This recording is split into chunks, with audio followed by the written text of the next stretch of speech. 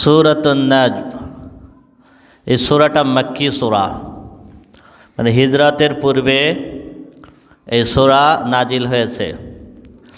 সূরার আয়াত সংখ্যা হলো 62 আয়াত। নাজমুন শব্দের অর্থ হলো তারকা, নক্ষত্র। মহাশূন্যে যত তারকা আছে এগুলোকে বলা হয় কি নাজমুন। আল্লাহ রাব্বুল আলামিন সূরা শুরুতে বলতেছেন ওয়ান নাজমি ইযা হাওয়া, তারকার কসম যখন সেটা অস্ত যায়, যখন সেটাকে নিক্ষেপ করা হয়, যখন সেটা তার কক্ষপথ থেকে খসে পড়ে। আল্লাহ রাব্বুল আলামিন শুরুতে তারকার কসম দিয়েছেন। এই তারকার তিনটে অবস্থা। ইজা হাওয়া, হাওয়া মানে হলো যে তারকা অস্ত যায়, যে তারকাকে নিক্ষেপ করা হয়, যে তারকা তার কক্ষপথ থেকে খসে পড়ে। অস্ত যায় এরকম তারকা বা দুই রকম।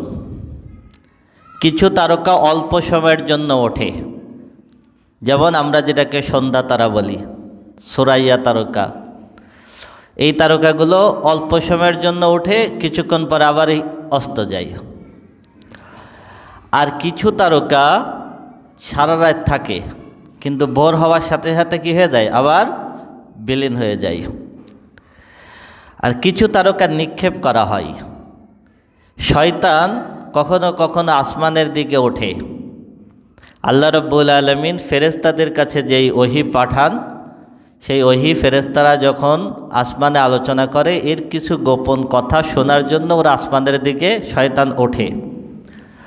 তখন সেই শয়তানকে তাড়ানোর জন্য তারকা নিক্ষেপ করা হয়। আর কক্ষপথ থেকে খসে পড়া, সেটা কি, যখন কিয়ামত শুরু হবে তখন কোনো তারকা, কোনো নক্ষত্র তার কক্ষপথে থাকবে না, সব তার কক্ষপথ থেকে খসে পড়বে।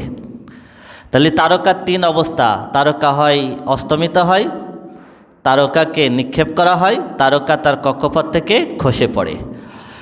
ওয়ান নাজমি ইযা হাওয়া মা দাল্লা সাহিবুকুম ওয়া মা গাওয়া। এই তারকার কসম দিয়ে আল্লাহ বলতেছেন মা দাল্লা সাহিবুকুম ওয়া মা গাওয়া, তোমাদের সাথী পথভ্রষ্ট হন নাই, তিনি ভুল পথে যান নাই, ভুল পথে যান নাই। তোমাদের সাথী বলতে বলা হয়েছে মুহাম্মদ রাসূলুল্লাহ সাল্লাল্লাহু আলাইহি ওয়াসাল্লামকে। তা আল্লাহ রাব্বুল আলামিন সরাসরি বলতে পারতেন যে মুহাম্মদ সাল্লাল্লাহু আলাইহি ওয়াসাল্লাম ভুল পথে যান নাই, তিনি বিপদগামী হন নাই। তা না বলে বলেছেন তোমাদের সাথী। কেন বলেছেন? কারণ এই মুহাম্মদ রাসূলুল্লাহ সাল্লাল্লাহু আলাইহি ওয়াসাল্লাম তোমাদের মাঝেই বড় হয়েছেন। তিনি যখন বড় হয়েছেন তখন তোমরা তাকে দেখেছ। তিনি কখনো মিথ্যা কথা বলেন না, তিনি কাউকে কষ্ট দেন না, তিনি কারোর ক্ষতি করেন না, তিনি আমানতদার।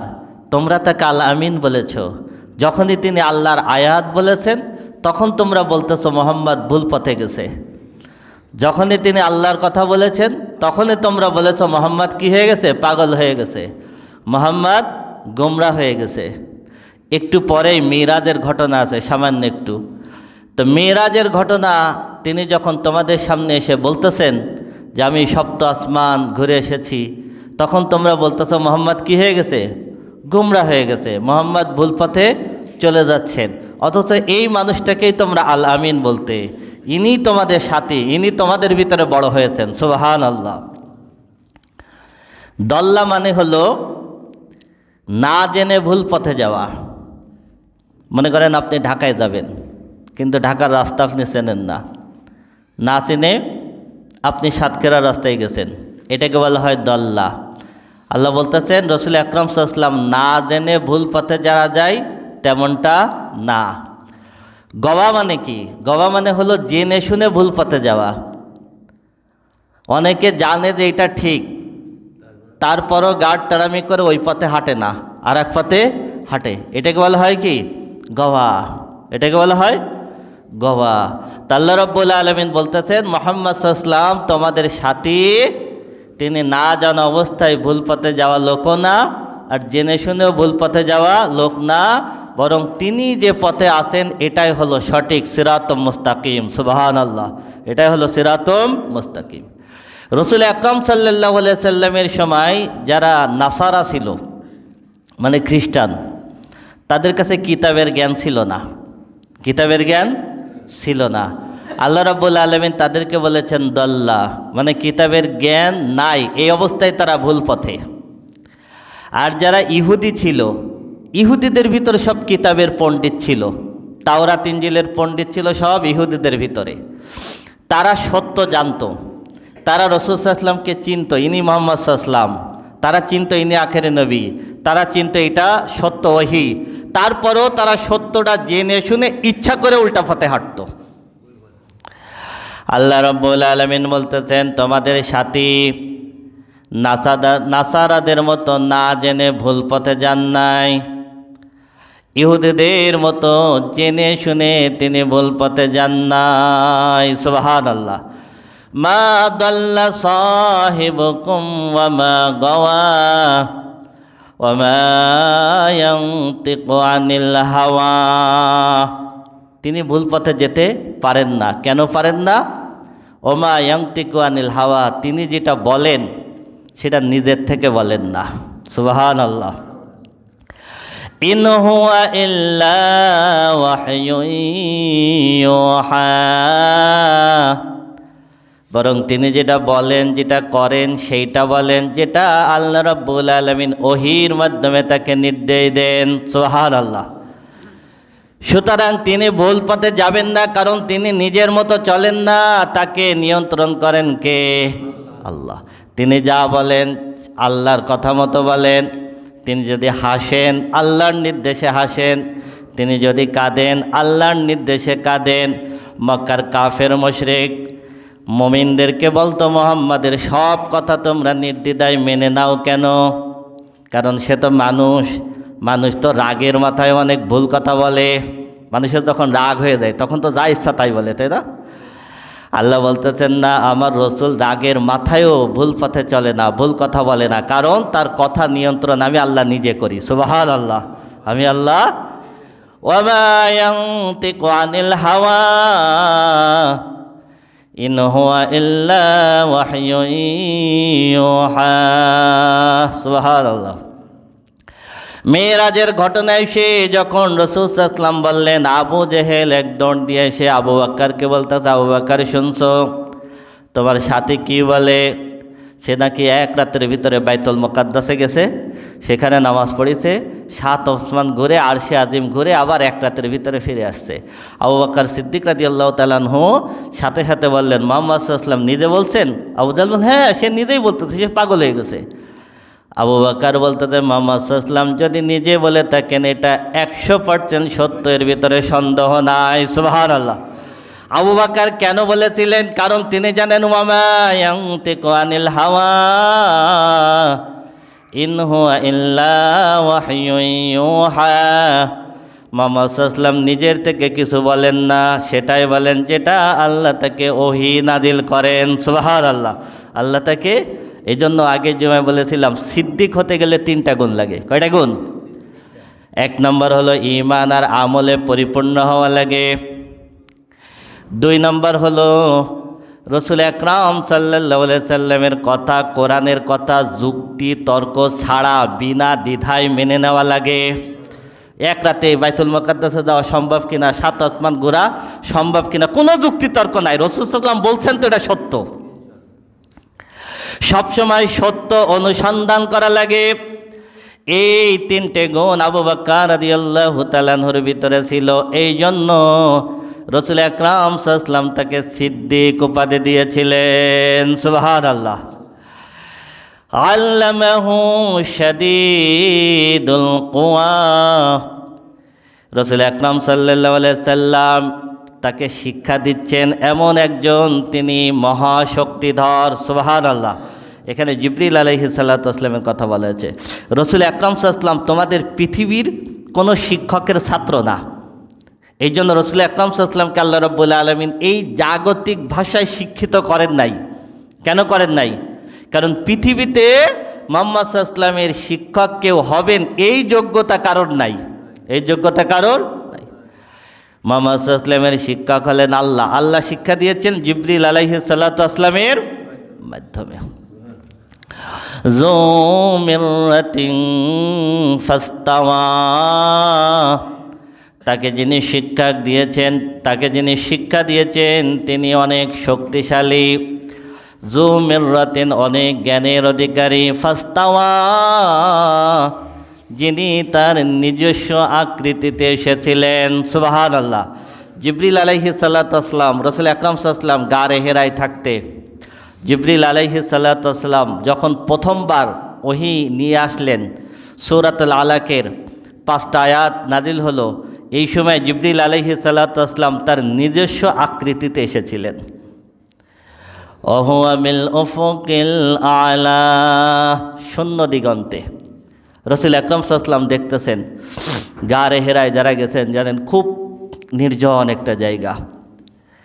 রাসূল আকরাম সাল্লাল্লাহু আলাইহি ওয়াসাল্লাম হঠাৎ দেখেন টোটাল আকাশ জুড়ে লাহু সিত্তুমিয়াতি জানাহিন, জিবরিল আলাইহিস সালাতু ওয়াসসালামের 600 ডানা সহ। সুবহানাল্লাহ।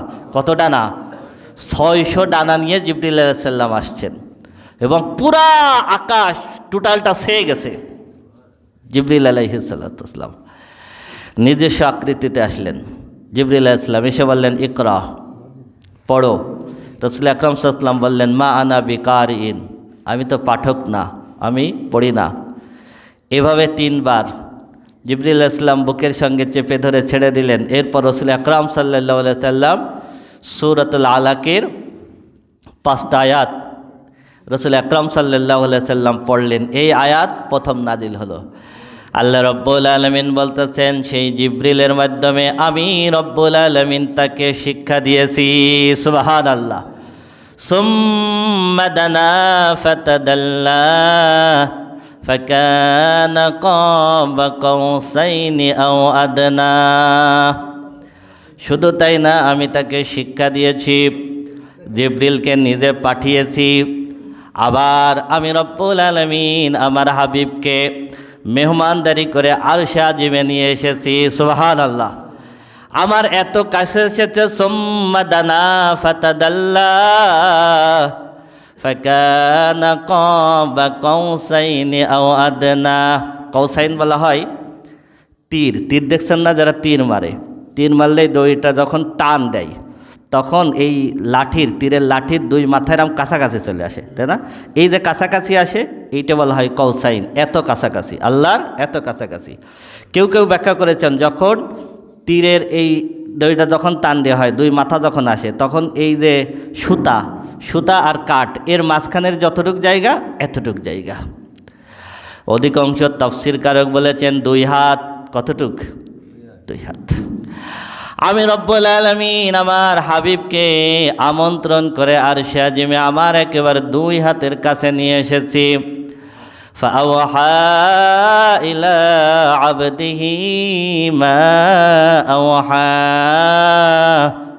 অতঃপর আমার বান্দার উপরে আমার যেটা ওহী দেওয়ার ছিল সেটা আমি ওহী দিয়েছি। সুবহানাল্লাহ। মিরাজ সম্পর্কে ইনশাআল্লাহ আগামী জুমায় বিস্তারিত আলোচনা করব।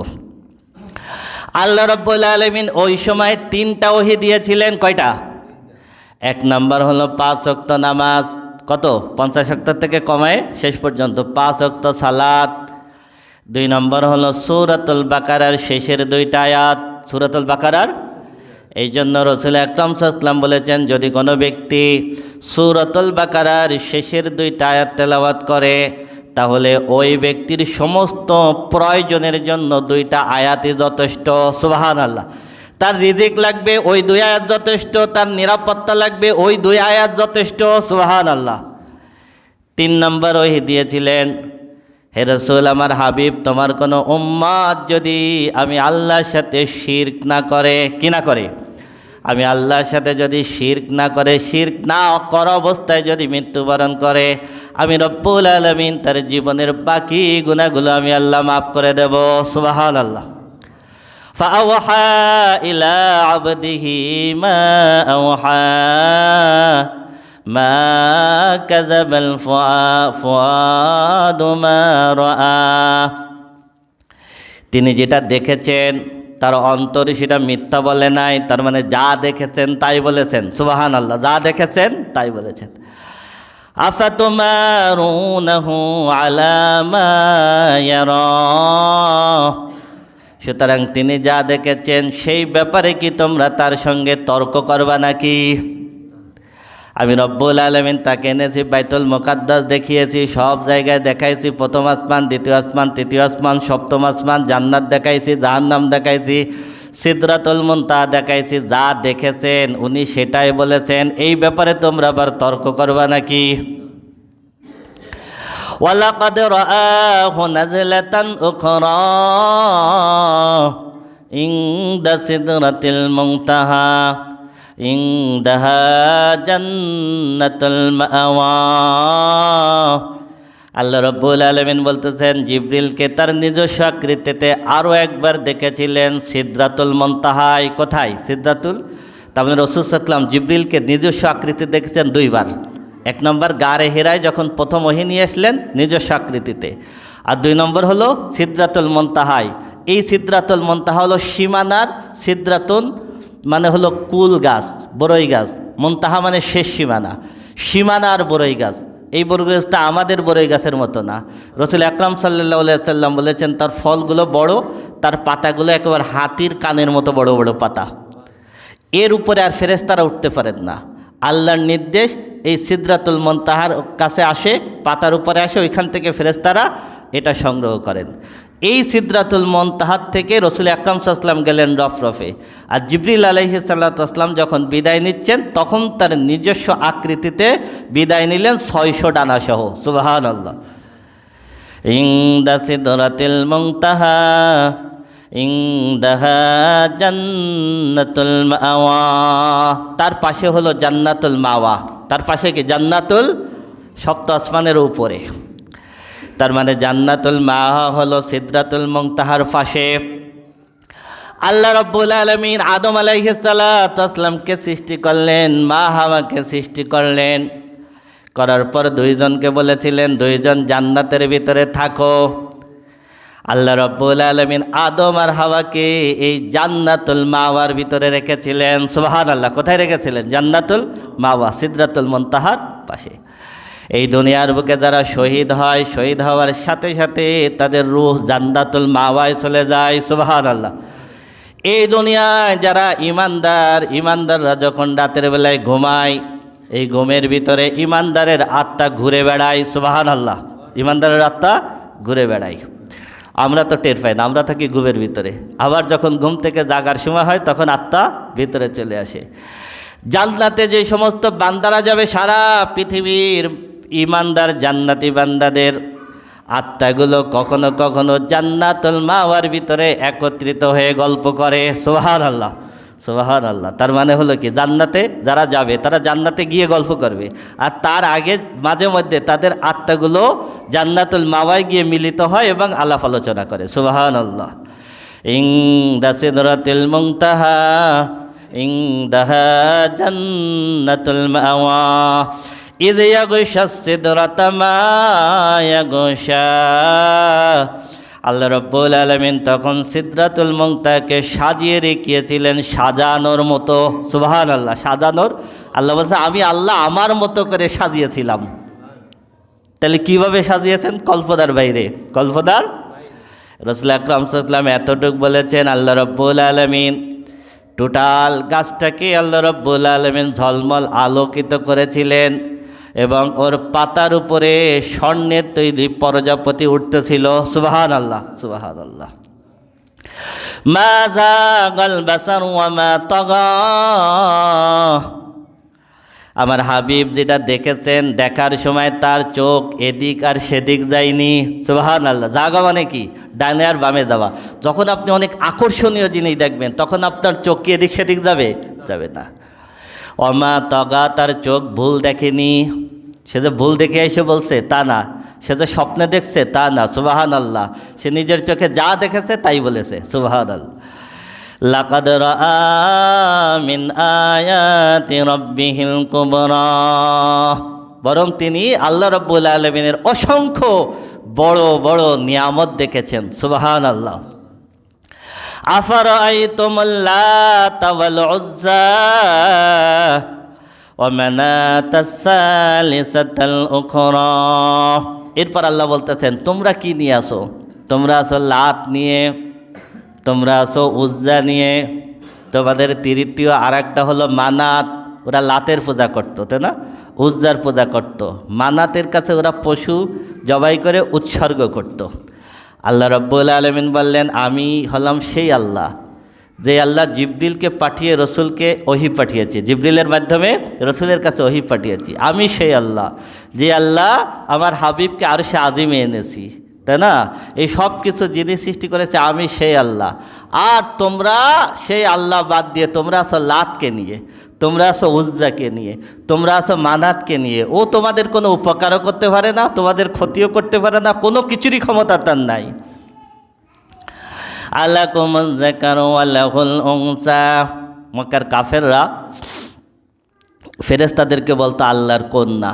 নাউযুবিল্লাহ। কি বলতো? বলতো ফেরেশতারা হলো আল্লাহর মেয়ে, আল্লাহর হলো মেয়ে।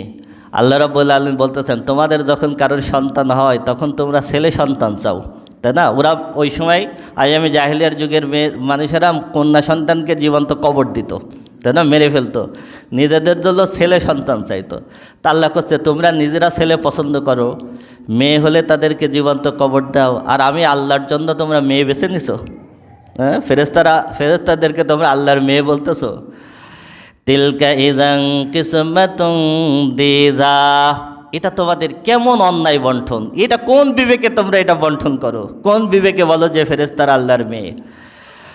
ইন হিয়া ইল্লা আসমাউন সাম্মাইতুমুহা আনতুম ওয়া আবাউকুম মা আনজালাল্লাহু বিহা মিন সুলতান। তোমরা যে যে লাত, মানাত, উজ্জা বিভিন্ন নাম দিয়েছো, এই নামগুলো একান্তই তোমাদের নিজস্ব নাম দেওয়া। এই নামগুলো তোমরা দিয়েছো, তোমাদের বাপদাদা দিয়েছে। আমি রব্বুল আলামিন এর পক্ষে কোনো নিদর্শন নাজিল করি নাই। ইয়াত্তাবিউনা ইল্লা যান্না ওয়া মা তাহওয়াল আনফুস। তোমাদের মন যা চাইছে তোমরা তাই করেছো। ওয়ালাকাদ জাআকুম মিন রাব্বিহিমুল হুদা। অথচ তাদের কাছে আমি রব্বুল আলামিনের পক্ষ থেকে হিদায়াত এসেছিল, হিদায়াত এসেছিল। আম লিল ইনসানি মা তামান্না। ওরা মূর্তির পূজা করত একটা বিশেষ কারণে। ওরা ধারণা করত যে আমাদের বিপদ আপদে আমাদেরকে উদ্ধার করবে, এ আমাদের উপকার করবে। আরেকটা ধারণা করত যে এরা আখেরাতে আমাদের পক্ষে সুপারিশ করবে। আল্লাহ বলতেছেন আম লিল ইনসানি মা তামান্না। মানুষ যেটা চায় সেটা কি হবে? তারা চায় এই মূর্তিগুলো সুপারিশ করে আমাদেরকে স্বর্গে নিয়ে যাবে, সেটা কি হবে? ফালিল্লাহিল আখিরাতু ওয়াল উলা। বরং দুনিয়া এবং আখিরাত দুটোই আমি আল্লাহর হাতে। সুবহানাল্লাহ, আমি আল্লাহর কাছে। ওয়া কাম মিন মালাকিন ফিস সামাওয়াতি লা তুগনি শাফাতুহুম শাইআ। আল্লাহ বলতেছেন আকাশে কত কোটি কোটি কোটি কোটি ফেরেশতা আছে, কোটি কোটি ফেরেশতা আছে। বাইতুল মামুরকে প্রতিদিন ৭০,০০০ ফেরেশতা তাওয়াফ করে। কত ফেরেশতা? ৭০,০০০ ফেরেশতা প্রতিদিন তাওয়াফ করে। যে ৭০,০০০ ফেরেশতা একবার তাওয়াফ করে যাবে, তারা দ্বিতীয়বার আর তাওয়াফ করার সুযোগ পাবে না, কিয়ামত পর্যন্ত চলবে। তাহলে কত ফেরেশতা? আল্লাহ বলতেছেন তোমরা বলো ফেরেশতারা আল্লাহর কন্যা, কোটি কোটি ফেরেশতা আছে। এই ফেরেশতারা যদি আখিরাতে সুপারিশ করার ক্ষমতা রাখবে না, রাখবে না। ইল্লা মিন বাদি আন ইয়াযানাল্লাহু লিমান ইয়াশাউ ওয়া ইয়ারদা। আখিরাতে শুধুমাত্র সেই সুপারিশ করতে পারবে আল্লাহ যাকে সুপারিশ করার অনুমতি দেবেন। আল্লাহ অনুমতি না দেওয়া পর্যন্ত ফেরেশতা সুপারিশ করতে পারবে না। আল্লাহ অনুমতি না দেওয়া পর্যন্ত নবী রাসূলরা সুপারিশ করতে পারবে না। আল্লাহ অনুমতি না দেওয়া পর্যন্ত হাফেজ, আলেম, ইমানদার কেউ সুপারিশ করতে পারবে না। সেই সুপারিশ করতে পারবে আল্লাহ যাকে পছন্দ করবেন, সুপারিশ করার অনুমতি দেবেন। ইন্নাল্লাযীনা লা ইউমিনুনা বিল আখিরাতি লা ইউসাম্মুনাল মালাইকাতা তাসমিয়াতাল উনসা। নিশ্চয় যারা আখিরাতকে অবিশ্বাস করে তারাই ফেরেশতাদেরকে মেয়ে বলে নাম দেয়। তার মানে ফেরেশতাদেরকে নারী তারাই বলে যারা আখিরাতকে অস্বীকার করে। ওয়ামা লাহুম বিহি মিন ইলম। আল্লাহ বলতেছেন যারা আল্লাহর পথে চলে না, এই কোরআনের কথা শোনে না, তাদের আল্লাহর ব্যাপারে, কোরআনের ব্যাপারে, আখিরাতের ব্যাপারে কোনো জ্ঞান নাই। কি নাই? জ্ঞান নাই। ইয়াত্তাবিউনা ইল্লা যন্না, বরং তারা ধারণার অনুসরণ করে। যারা মনে যেটা ধারণা করে সেইটার অনুসরণ করে। ওয়া ইন্নাজ যন্না লা ইউগনি মিনাল হাক্কি শাইআ। কিন্তু মনে করুন ওরা যে বিভিন্ন জিনিসের পূজা করত, ওরা মনে করত যে ঝড় বৃষ্টি অমুক নক্ষত্রের কারণে হয়, তখন ওরা এই নক্ষত্রের পূজা করত। তারা মনে করত এই বিপদ সূর্যের জন্য আসে, তখন ওরা সূর্যের পূজা করত। ওরা মনে করত এইটা অমুকের পক্ষ থেকে আসতেছে, মানে যা করতো সব নিজেদের ধারণাই করত। ওয়া ইন্নাজ যন্না লা ইউগনি মিনাল হাক্কি শাইআ।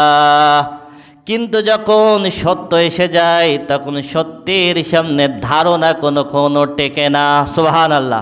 সত্যের সামনে ধারণা টেকে?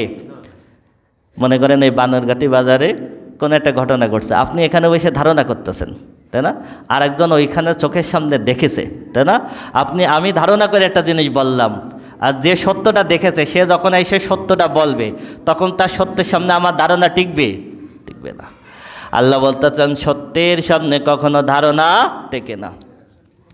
ফাআরিদ আম্মান তাওয়াল্লা আন যিকরিনা ওয়া লাম ইউরিদ ইল্লাল হায়াতাদ দুনিয়া। হে রাসূল, সুতরাং যেই ব্যক্তি আমার কোরআন থেকে মুখ ফেরায় নেয়, যেই ব্যক্তি আমি আল্লাহর স্মরণ থেকে মুখ ফেরায় নেয়, হে রাসূল আপনি তাকে এড়িয়ে চলুন, তার থেকে আপনিও মুখ ফেরায় নেন। ওয়ালাম ইউরিদ ইল্লাল হায়াতাদ দুনিয়া। ওই ব্যক্তির থেকে আপনি মুখ ফেরাই নেন যেই ব্যক্তি দুনিয়া ছাড়া আর কিছুই বুঝতে চায় না। ওয়ালাম ইউরিদ, সে দুনিয়া ছাড়া কিছুই চায় না, দুনিয়া ছাড়া কিছুই চায় না। কেন চায় না? যালিকা মাবলাগুহুম মিনাল ইলম, কারণ তার জ্ঞান দুনিয়া পর্যন্ত, তার দেয়া জ্ঞান কোন পর্যন্ত? আল্লাহ বলতেছেন আপনি তাকে বলবেন আখিরাতে বিচার হবে, পাপের পাল্লা ভারী হলে জাহান্নামে যাবা, এটা আপনি তাকে বলবেন। কিন্তু ওর জ্ঞান আছে আমি একটা বাড়ি করেছি আর একটা করব। আপনি তাকে বলবেন বিচার দিবস হবে, আল্লাহর সামনে ফয়সালা হবে। আপনি তাকে বলবেন, ও চিন্তা করবে আমার 20 বিঘা জমি আছে, কিভাবে 30 বিঘা করব। যালিকা মাবলুগুহুম মিনাল ইলম। আল্লাহ বলতেছেন ওর জ্ঞানের সীমানা হলো দুনিয়া পর্যন্ত। ওর জ্ঞানের সীমানা দুনিয়ার বাহিরের জ্ঞান তার ভিতরে নাই, ঢোকে না। ওর ভিতরে ঢোকে দুনিয়া পর্যন্ত, এই জন্যও দুনিয়া নিয়েই ভাবে। ওর ভিতরে যদি আখিরাত ঢুকতো তাহলে ও চিন্তা করতো ঠান্ডা যত বেশি বেশি পড়ুক না কেন ফজরের নামাজে যাওয়া লাগবে। ওর ভিতরে যদি আখিরাতের জ্ঞান ঢুকতো তাহলে চিন্তা করতো যত টাকায় যাক না কেন আমার যাকাত দেওয়া লাগবে। ও দুনিয়া নিয়ে চিন্তা করতো না। এরপরে আল্লাহ বলতেছেন ইন্না রাব্বাকা হুয়া আ'লামু বিমান দাল্লা আন সাবিলিহি ওয়া হুয়া আ'লামু বিমান ইহতাদা। হে রাসূল আপনি তাদেরকে আখিরাতের দিকে ডাকতেছেন আর তারা দুনিয়ার দিকে দৌড়াচ্ছে। আপনি আখিরাতের কথা বলতেছেন আর তারা দুনিয়ার দিকে দৌড়াচ্ছে। ইন্না রাব্বাকা হুয়া আ'লামু বিমান দাল্লা আন সাবিলিহি ওয়া হুয়া আ'লামু বিমান ইহতাদা। আপনার রবই সব থেকে ভালো জানেন কে সত্য পথ থেকে দূরে সরে গেছে। আপনার রবই সব থেকে ভালো জানেন কে হিদায়াতের উপরে আছে। সুবহানাল্লাহ। যে অনেক কিছু করতেছে, দুনিয়ার পিছনে ছুটতেছে, সুদ খাচ্ছে, ঘুষ খাচ্ছে, অনেক কিছু ইনকাম করতেছে, সে মনে করতেছে ডাক্তার হচ্ছে, ইন্ডিয়ান হচ্ছে, নেতা হচ্ছে, মন্ত্রী হচ্ছে, প্রেসিডেন্ট হচ্ছে, সে মনে করতেছে আমি ঠিক আছি। সে কি মনে করতেছে? আমি ঠিক আছি, ও তো কিছুই করতে পারে তাই। আর যে মনে করতেছে আমার দুনিয়া লাগবে না, আমার আখেরাত লাগবে, আমার জান্নাত লাগবে, আমার জাহান্নাম থেকে বাঁচা লাগবে, আল্লাহ বলতেছেন আপনার রব ভালো জানেন কে ভুল পথে আছে আর কে সঠিক পথে আছে। জানেন কে? আল্লাহ। ওয়ালিল্লাহি মা ফিস সামাওয়াতি ওয়া মা ফিল আরদি লিয়াজজিয়াল্লাযীনা আসাউ বিমা আমিলু ওয়া ইয়াজজিয়াল্লাযীনা আহসানু বিল হুসনা। আল্লাহ বলতেছেন আসমান এবং জমিনের মালিক তো আমি আল্লাহ, আমি রব্বুল আলামিন, সব কিছুর মালিক। তোমাদেরকে আমি দুনিয়ায় পাঠিয়েছি, দুনিয়ায় জীবন যাপন করতে দিয়েছি কেন? লিয়াজজিয়াল্লাযীনা আসাউ বিমা আমিলু, এই দুনিয়ায় যারা খারাপ কাজ করবে আমি রব্বুল আলামিন যেন আখিরাতে তাদের শাস্তি দিতে পারি। ওয়ালিয়াজজিয়াল্লাযীনা আহসানু বিল হুসনা, আর দুনিয়ায় যারা ভালো কাজ করবে আমি রব্বুল আলামিন আখিরাতে যেন ভালো কাজের জন্য উত্তম পুরস্কার দিতে পারি। সুবহানাল্লাহ। এই জন্য সব ক্ষমতা আমি রব্বুল আলামিন নিজের হাতে রেখেছি। আসমান জমিন জান্নাত জাহান্নাম সব ক্ষমতা আমি নিজের হাতে রেখেছি, যাতে করে আমি পাপীকে শাস্তি দিতে পারি, আর যে ভালো কাজ করে তাকে যেন আমি আল্লাহ মহা পুরস্কারে পুরস্কৃত করতে পারি। এই জন্য আসমান জমিন সব কিছু আমার। সুবহানাল্লাহ। আল্লাযীনা ইয়াজতানিবুনা কাবাইরাল ইসমি ওয়াল ফাওয়াহিশা ইল্লাল লামাম, আল্লাহ বলতেছেন যেই মানুষগুলো কবিরা গুনাহ এবং অশ্লীল কাজ থেকে নিজেকে বাঁচিয়ে রাখে, ইল্লাল লামাম, নিজের অজান্তে ছোট ছোট সগীরা গুনাহ করে ফেলে। তার মানে আল্লাহ বলতেছেন যে কবিরা গুনাহ থেকে নিজেকে বাঁচাই রাখে, অশ্লীল কাজ থেকে নিজেকে বাঁচাই রাখে, কিন্তু নিজের অজান্তে কিছু সগীরা গুনাহ করে ফেলে। ইন্না রাব্বাকা ওয়াসিউল মাগফিরাহ, আপনার রবের ক্ষমা প্রশস্ত। আল্লাহ রব্বুল আলামিন তার সগীরা গুনাহগুলো মাফ করে দেবেন। সুবহানাল্লাহ। হুয়া আ'লামু বিকুম ইয আনশাআকুম মিনাল আরদি ওয়া ইয আনতুম আজিন্নাতুম ফি বুতুনি উম্মাহাতিকুম, তোমাদের রব তোমাদের ব্যাপারে সবথেকে বেশি জানেন। যখন তিনি কাদা মাটি থেকে তোমাদেরকে সৃষ্টি করেছেন তখন থেকেই তোমার ব্যাপারে তিনি সব জানেন। সুবহানাল্লাহ। ওয়াইযা আনতুম আজিন্নাতুম ফি বুতুনি উম্মাহাতিকুম, মায়ের জরায়ুর ভিতরে যখন তুমি ভ্রূণ আকারে প্রস্ফুটিত হয়েছিলে তখন থেকেই তোমার ব্যাপারে তোমার রব সব জানেন। সুবহানাল্লাহ। তুমি এই পৃথিবীতে এসে কি করবা, তোমাকে যখন মাটি দিয়ে বানাইছে তখনও তিনি জানেন, তুমি যখন মায়ের জরায়ুতে ভ্রূণ তখনও তিনি জানেন।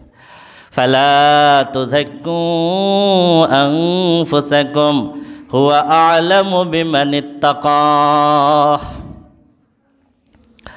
সুতরাং নিজের প্রশংসা নিজে করো না। আমি ভালো মানুষ, আমার এত ইবাদত আছে, আমার জন্য জান্নাত লেখা হয়ে গেছে, নিজের প্রশংসা নিজে করো না। হুয়া আ'লামু বিমানিত্তাকা, কোন ব্যক্তি মুত্তাকি একমাত্র আল্লাহ জানে। কে জানে? তুমি যখন মায়ের জরাইতে ছিলে তখন আল্লাহ জানে মুত্তাকি নাকি খারাপ। ঠিক আছে? নিজের ঢোল নিজে পিটায়ও না। আমি অমক, আমি তমক, আমি শামক, এইটা বলো না। তুমি ভালো না মন্দ, তুমি গুনাহগার না নেককার, তুমি জান্নাতি না জাহান্নামী, জানেন কে? এই জন্য রাসূল আকরাম সাল্লাল্লাহু আলাইহি ওয়াসাল্লাম বলেছেন আর একজনের প্রশংসা সরাসরি এইভাবে বলবা না যে এই লোকটা ভালো। কোনো ব্যক্তি মারা গেলে সরাসরি এইভাবে বলবা না যে এই লোকটা জান্নাতি।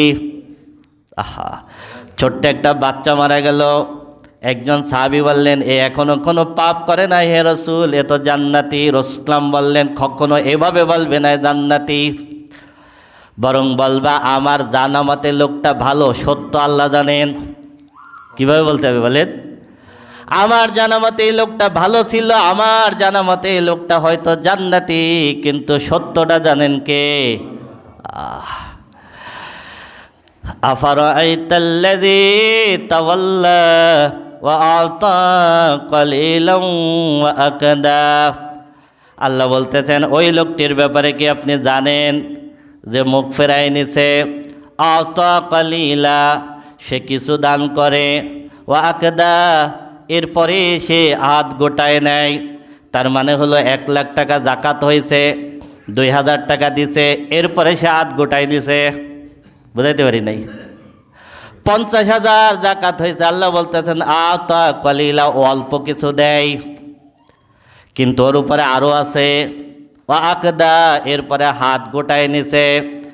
এমন ব্যক্তির ব্যাপারে কি আপনি জানেন? ওই ব্যক্তি হলো সেই ব্যক্তি যে আমি আল্লাহর কোরআন থেকে মুখ ফেরাই নিছে।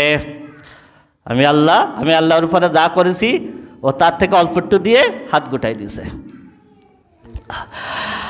আইনদাহু ইলমুল গায়বি ফাহুয়া ইয়ারা, তার কাছে কি গায়েবের খবর আছে নাকি যে সেটা দেখবে? মানে ও দেখতেছে কি, আমি যদি এখন 1 লাখ টাকা দিই তাহলে তো আমার সম্পদ কমে যাচ্ছে, আমার সম্পদ। আল্লাহ বলতেছেন আখেরাতের জ্ঞান তো তার নাই, অদৃশ্যের জ্ঞান তো তার নাই। ও জমা দিলে ওটা কমতেছে নাকি আখেরাতে বহু গুণে জমা হচ্ছে, ওইটা তো সে দেখে না। ওইটা সে কি, তার কাছে কি অদৃশ্যের জ্ঞান আছে? সে তো এটা দেখে না। আম লাম ইউনাব্বা বিমা ফি সুহুফি মূসা ওয়া ইব্রাহিম আল্লাযী ওয়াফা আল্লা তাজিরু ওয়াজিরাতুন বিজরা উখরা ওয়া লাইসা লিল ইনসানি ইল্লা মা সাআ। আল্লাহ বলতেছেন মূসার কিতাবে কি ছিল ওকে কি সেটা জানানো হয়নি? যে ইব্রাহিমকে আমি পদে পদে পরীক্ষা করেছি, সেই ইব্রাহিমের সংবাদ কি তার কাছে পৌঁছায়নি? তাকে আগুনে নিক্ষেপ করা হয়েছে, তারপর আমি আল্লাহর উপরে সে অটল ছিল। আমি আল্লাহ বলেছি স্ত্রী সন্তানকে মরুভূমির বুকে রেখে আসো, সেই পরীক্ষায় সে পাশ করেছিল।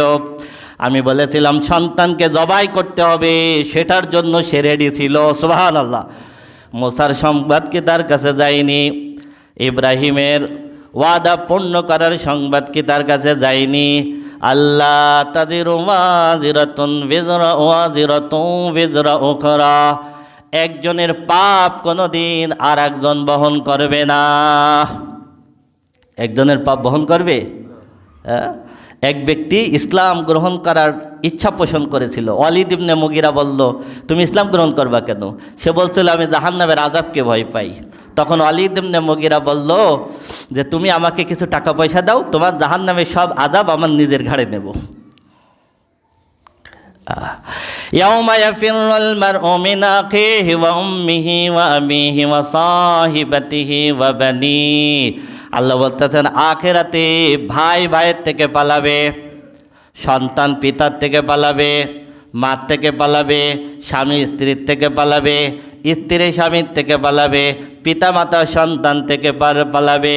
ইয়াওয়াদ্দুল মুজরিমু লাউ ইয়াফতাদি মিন আযাবি ইয়াউমাইযিম বিবানিহি ওয়া সাহিবাতিহি ওয়া আখি ওয়া ফাসিলাতিহি আল্লাতী তুবি ওয়া মান ফিল আরদি জামিআন সুম্মা ইউনজি কাল্লা ইন্নাহা লাযা নাযাআতাল লিশাওয়া।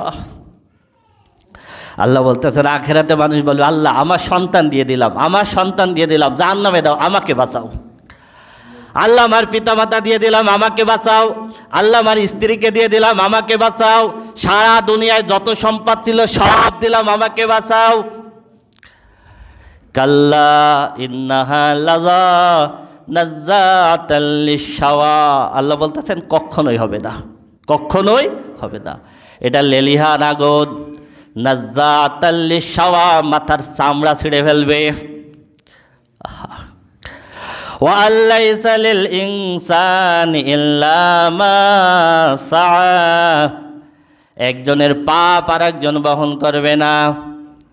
ওয়া আল্লাইসা লিল ইনসানি ইল্লা মা সাআ, সে নিজে যেটা চেষ্টা করে সেইটা ছাড়া আর কিছুই সে পাবে না। তার মানে হলো নামাজ আপনার উপরে ফরজ, আপনার নামাজ আমি পড়ে দিতে পারবো না। নামাজ আমার উপরে ফরজ, আমার নামাজ আপনি পড়ে দিতে পারবেন না। রোজা আমার উপরে ফরজ, আমার রোজা আপনি রেখে দিলে হবে? ওয়া আন্না সায়াহু সাউফা ইউরা, সে দুনিয়ায় যেটা চেষ্টা করে আখেরাতে আল্লাহ বলতেছেন সেটা আমলনামায় দেখতে পারবে। আমলনামায় ভালো কাজ করলে সেটা দেখতে পারবে, খারাপ করলেও। সুম্মা ইউজজাউল জাযাআল আওফা, দুনিয়ার কর্মের ফলাফল কড়াই গণ্ডায় সেদিন পূরণ করে দেওয়া হবে। খারাপ কাজ করলে শাস্তিও কড়াই গণ্ডায় দেওয়া হবে, ভালো কাজ করলে পুরস্কারও আল্লাহ বলতেছেন পরিপূর্ণ দেওয়া হবে।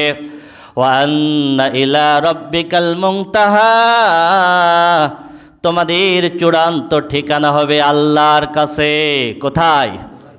শেষ ঠিকানা। মুনতাহা মানে কি? শেষ ঠিকানা হবে আল্লাহর কাছে।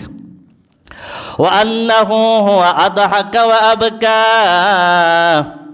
তোমরা যে হাসো, এই হাসা আল্লাহ তোমাকে হাসান তাই হাসো। ও আবকা, তোমরা কাঁদো, আল্লাহ তোমাদের কাঁদায় তাই তোমরা কাঁদো। ও আন্নাহু হুয়া আমাতা ওয়া হায়া, তিনি তোমাদের মৃত্যু দেন, তিনি তোমাদের জীবন দেন। ও আন্নাহু খালাকাজ যাওজাইনিজ যাকারা ওয়াল উনসা, নারী এবং পুরুষ তিনি সৃষ্টি করেন। মিন নুতফাতিন ইযা তুমনা, তিনি তোমাদেরকে বীর্য থেকে সৃষ্টি করেন যখন সেটা নিক্ষিপ্ত হয়। পুরুষ আর নারী সৃষ্টি করেন কে? আল্লাহ। পুরুষ আর নারী সৃষ্টি করেন আল্লাহ। খুব সামান্য একটু এক্সাম্পল দিয়ে সামান্য বোঝাই দিই। যখন স্বামী তার স্ত্রীর গর্ভে বীর্য নিক্ষেপ করে, একবারের মিলনে সায়েন্স বলতেছে যতটুকু বীর্য বের হয় তাতে প্রায় 40 কোটির মতো শুক্রাণু থাকে। কত থাকে বলেন? 40 কোটির মতো শুক্রাণু থাকে। এই 40 কোটির মতো শুক্রাণুর থেকে একটা শুক্রাণু নারীর গর্ভের জরায়ুতে যে ডিম্বাণু আছে সেই ডিম্বাণুর সাথে একটা শুক্রাণু নিষিক্ত হলে একটা বাচ্চা হয়। তো নিষিক্ত হবে কি হবে না এটা কার হাতে? 40 কোটির ভিতরে কোনটা নিষিক্ত হবে এটা কার হাতে? একসঙ্গে যদি দুইটা নিষিক্ত হয় তাহলে যমজ বাচ্চা হয়, যমজ বাচ্চা হয়। এই জন্য নারীর যে ডিম্বাণু এর ভিতরে এক জোড়া ক্রোমোজোম থাকে এক্স, আর পুরুষের যেই শুক্রাণু এর ভিতরে এক্স থাকে ওয়াই থাকে। পুরুষের শুক্রাণুটা যদি ওয়াই বহন করে তাহলে ছেলে হয়, আর পুরুষের শুক্রাণু যেটা নিষিক্ত হয় এটা যদি এক্স বহন করে নিয়ে যায় তাহলে ডাবল এক্সের মেয়ে হয়। তাহলে এক্স ক্রোমোজোমের শুক্রাণু নিষিক্ত হবে নাকি ওয়াই ক্রোমোজোমের শুক্রাণু নিষিক্ত হবে এটা নির্ধারণ করেন কে? আল্লাহ। মানুষের এখানে কোনো হাত আছে? হ্যাঁ, ভালো শুক্রাণু নিষিক্ত হবে না খারাপ এইটা নির্ধারণ করেন কে? আল্লাহ রব্বুল আলামিন বলতেছেন ওই জরায়ুর ভিতরে এই কারুকাজ সম্পন্ন আমি আল্লাহ করি। সুবহানাল্লাহ। তোমার ওই সময় কোনো ক্ষমতা ছিল না। ওয়া আন্না আলাইহিন নাশাতাল উখরা, বিলীন করে দিয়ে আমি রব্বুল আলামিন আবার তোমাদেরকে জীবিত করব। ওয়া আন্নাহু হুয়া আগনা ওয়া আকনা, আমি আল্লাহ তোমাদেরকে সম্পদ দান করি। ওয়া আন্নাহু হুয়া রাব্বুশ শিরা, তিনি হলেন শিরা নক্ষত্রের মালিক। সুবহানাল্লাহ। তার মানে ওই সময়ের মানুষ শিরা একটা নক্ষত্রের পূজা করত, এই কারণে ওরা মনে করত শিরা নক্ষত্র আমাদের সম্পদ দেয়, শিরা নক্ষত্র আমাদের সম্পদ দেয়। আল্লাহ বলতেছেন তোমরা যে শিরা নক্ষত্রের পূজা করো সম্পদ দেবে মনে করে, আমি আল্লাহ ওই শিরা নক্ষত্রের রব। সুবহানাল্লাহ, সুবহানাল্লাহ। ওয়া আন্নাহু আহলাকা আদানিল উলা, তিনি আদ সম্প্রদায়কে ধ্বংস করেছেন। ওয়া সামুদ ফামা আবকা, সামুদ সম্প্রদায়কে ধ্বংস করেছেন, কোনো চিহ্ন রাখেন নাই। ওয়া কওমা নূহিম মিন ক্বাবল, নূহের কওমকে তার পূর্বে ধ্বংস করেছেন। ইন্নাহুম কানু হুম আযলামা ওয়া আতগা, কারণ তারা জালেম ছিল, জুলুম করত, সীমা লঙ্ঘন করত। ওয়াল মুতাফিকাতা আহওয়া, লুতের সম্প্রদায়কে তিনি উল্টায়া দিয়েছেন। ফাগাশাহা মা গাশা, পাথরের বৃষ্টি নাজিল করে তাদেরকে আল্লাহ পাথর দিয়ে ঢেকে রেখেছেন। আহা, ফাবিআইয়ি আলাই রাব্বিকা তাতামারা, সুতরাং তোমার রবের কোন নিয়ামতকে তুমি সন্দেহ করবে। হাযা নাযীরুম মিনান নুযুরিল উলা, এই সতর্ককারী মুহাম্মদ সাল্লাল্লাহু আলাইহি সাল্লাম এমন একজন সতর্ককারী, যেমন সতর্ককারী পূর্বে অনেক এসেছিল। ঈসা এসেছিল, মুসা এসেছিল, ইব্রাহিম এসেছিল, নূহ আলাইহিস সালাম এসেছিল। এরকম একজন সতর্ককারী হলেন হযরতে মুহাম্মদ সাল্লাল্লাহু আলাইহি সাল্লাম। আজিফাতিল আজিফা, কিয়ামত এসে গেছে। আল্লাহ কি বলতেছেন? কিয়ামত। আমরা মনে করতেছি কত দূর। আল্লাহ বলতেছেন কিয়ামত এসে গেছে। লাইসা লাহা মিন দুনিল্লাহি কাশিফা, এটা একমাত্র আল্লাহ ছাড়া আর কেউ এটা উন্মুক্ত করবে না। আফা মিন হাযাল হাদিসি তাজাবুন, এই কথাগুলো কি তোমাদেরকে অবাক করতেছে? ওয়া তাদহাকুন, এখনো তোমরা হাসো। ওয়ালা তাবকুন, এত কিছু শোনার পরও তোমরা কাঁদো না, এখনো তোমাদের হাসি আসে। আহা, এর থেকে আর কথা হয় বলেন? এত কিছু বলার পর আল্লাহ বলতেছেন এরপরও তোমাদের হাসি আসে, এই দুনিয়া এখনও তোমাদের আনন্দ আসে। ওয়ালা তাবকুন, এখনও তোমরা কাঁদো না। ওয়া আনতুম সামিদুন, তোমরা বড়ই গাফেল, তোমরা বড়ই উদাসীন, তোমরা বড়ই হতভাগা, এখনও তোমরা কাঁদো না। এটা সরাও, সরাই দিলাম একটা কারণে। এরপরে যে আয়াতটা আছে, আয়াতটা হলো সাজদার আয়াত। আয়াতটা হলো কি? সাজদার আয়াত। আলোচনার সময় সাধারণত সাজদার আয়াত আসলে সাজদার আয়াত আমরা পড়ি না, কিন্তু এই আয়াতটা পড়বো একটা বিশেষ কারণে, এবং ইনশাল্লাহ আমরা সবাই সাজদা দেবো। কারণ সূরাতুন নাজম হলো সেই সূরা, যেই সূরা সম্পূর্ণ সূরা রাসূল আকরাম সাল্লাল্লাহু আলাইহি সাল্লাম কাফেরদের সামনে তেলাওয়াত করেছিলেন। কিছু মুসলমান ছিল, কাফের ছিল এবং জিন ছিল। সম্পূর্ণ সূরা রাসূল আকরাম সাল্লাল্লাহু আলাইহি সাল্লাম তাদের সামনে তেলাওয়াত করেছিলেন। পবিত্র কোরআনে 14টা তেলাওয়াতে সাজদা আছে। তার ভিতরে সর্বপ্রথম তেলাওয়াতে সাজদার যে আয়াত নাজিল হয় সেটা হলো এই আয়াত। এই আয়াত সর্বপ্রথম তেলাওয়াতে সিজদার আয়াত নাজিল হয়। রাসূল আকরাম সাল্লাল্লাহু আলাইহি ওয়াসাল্লাম যখন এই সূরা যখন তেলাওয়াত করলেন, মক্কার কাফেররাও অর্থ বুঝতো, আমার থেকে বেশি অর্থ বুঝতো, কারণ তাদের ভাষা ছিল এটা, তাদের ব্যাখ্যা গভীরতা বেশি বুঝতো। রাসূল আকরাম সাল্লাল্লাহু আলাইহি ওয়াসাল্লামের মুখে যখন তারা এই সূরা তেলাওয়াত শুনল, সমস্ত কাফের, মুশরিক, মুসলমান এবং জিন সবাই এই সূরার অর্থের ভিতরে হারাই গেল। কাফেররা পর্যন্ত এর ভিতরে হারাই গেল। এই সূরার ভিতরে সব বিমর হয়ে গেল। সূরা তেলাওয়াত করার শেষে রাসূল আকরাম সাল্লাল্লাহু আলাইহি ওয়াসাল্লাম এই আয়াত তেলাওয়াত করে আল্লাহু আকবার বলে যখন সাজদা দিলেন, সব কাফেররা সাথে সাথে সাজদায় চলে গেল। সব কি সাজদায়? একজন সাজদা দেয় নাই, উমাইয়া ইবনে খালদ, সে সাজদাকে টিটকারি মারে এই মাটি তুলে নিজের কপালে লাগাইছিল। কপালে লাগাই বলল আমার জন্য এটাই যথেষ্ট। ইবনে মাসউদ রাদিয়াল্লাহু তাআলা আনহু বলেন, এই একজনকে আমি দেখেছি কাফের অবস্থায় মৃত্যুবরণ করেছে, কাফের অবস্থায় মৃত্যুবরণ করেছে। আর যত মানুষ রাসূল আকরাম সাল্লাল্লাহু আলাইহি সাল্লামের পিছনে এই আয়াতের তেলাওয়াত শুনলো, শোনার পর রসুলের সঙ্গে সাজদায় গিয়েছিল, পরবর্তীতে প্রত্যেকেই ইসলাম গ্রহণ করে ঈমানের উপরে মৃত্যুবরণ করেছেন। সুবহানাল্লাহ। এই জন্য যেই ব্যক্তি এই আয়াতের সাজদা এড়িয়ে গিয়েছিল, আল্লাহ তাকে কাফের অবস্থায় মৃত্যু দিয়েছেন। যারা এইটা শুনে সাজদা দিয়েছিল, আল্লাহ তাদেরকে ঈমানের সাথে মৃত্যু দিয়েছিলেন। এই জন্য আমি এটা এড়াই যেতে পারলাম না। ইনশাল্লাহ আমরা সবাই পড়বো, সাজদা দিব। যতজন সাজদা দিয়েছিল প্রত্যেককে আল্লাহ ঈমানের সাথে মৃত্যু দিয়েছিলেন। এই কারণে আশা করা যায় এই আয়াত যারা তেলাওয়াত করবে, শুনবে, সাজদা দিবে, হয়তো আশা করা যায় আল্লাহ তাদেরকে ঈমানের উপরে মৃত্যু দিতে পারেন। আমার সাথে সবাই একটু পড়েন, ফাসজুদু লিল্লাহি ওয়াবুদু, ফাসজুদু লিল্লাহি ওয়াবুদু। মানে কি? আল্লাহ বলতেছেন ফাসজুদু, সাজদা দাও, লিল্লাহি, একমাত্র আল্লাহর জন্য। কার জন্য? ওয়াবুদু, ইবাদত করো একমাত্র আল্লাহর। তাহলে সাজদা হবে কার? সাজদা হবে একমাত্র, ইবাদত হবে কার? ইবাদত হবে একমাত্র আল্লাহর। আল্লাহ রাব্বুল আলামিন আমাদের উপলব্ধি করার তৌফিক দেন।